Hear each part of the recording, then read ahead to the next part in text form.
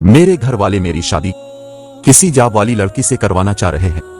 ये कहकर के गवर्नमेंट टीचर हुई तो ज्यादा फायदा होगा, लेकिन मेरी मर्जी किसी घरेलू लड़की से शादी की है। मैं क्या करूं?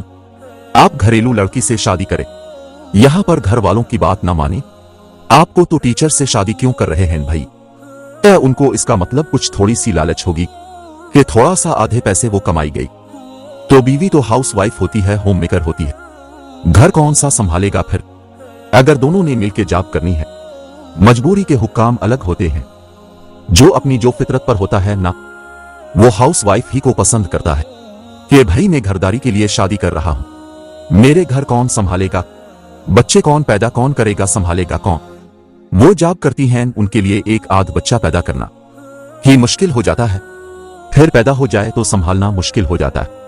इनकी या तो कोई बहुत ही लैंडलॉर्ड होना, वो उन्होंने बच्चों के लिए अलग से आया रखी हुई तो एक अलग बात है। तो नूर मिली घरदारी घरवाली ही इसे, यानी ऐसी लड़की से ही निकाह करना चाहिए जो घरदारी संभाले और घर को संभाले, मतलब हाउसवाइफ।